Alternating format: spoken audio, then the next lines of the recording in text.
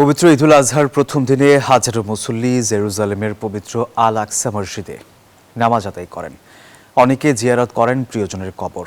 এদিকে যুদ্ধের ক্ষত আর আঞ্চলিক উত্তেজনার মধ্যেও তেহরানে ঈদের নামাজ আদায় করেন ইরানি মুসল্লিরা। ধ্বংসস্তূপের মধ্যেই ঈদুল আজহা উদযাপন করেছেন যুদ্ধবিধ্বস্ত গাজা উপত্যকার মুসল্লিরা। চলমান যুদ্ধ পরিস্থিতি আর চরম উত্তেজনার মধ্যেও জেরুজালেমের পবিত্র আল আকসা মসজিদে হাজারো মুসল্লি নামাজ আদায় করেন।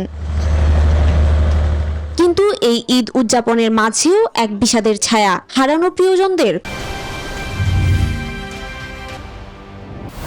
কবর জিয়ারত করেন অনেকে। হত্যা, ধ্বংসযজ্ঞ, বাস্তুচ্যুতি এবং আমাদের জনগণ যে গভীর ক্ষতের শিকার, সেই যন্ত্রণার মাঝেও আমরা আনন্দ খুঁজে নিতে চাই। মানুষের এই সমাবেশ আবার আনন্দ ও জীবন ফিরে পাওয়ার একটি প্রয়াস। এমন এক জটিল সময়ে এবারের ঈদ, যখন যুদ্ধবিরতির চুক্তি বারবার লঙ্ঘন হচ্ছে,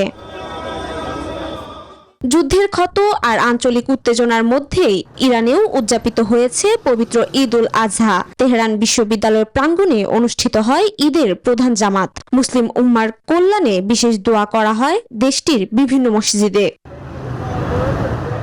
চৈতি রয়, নিউজ 24।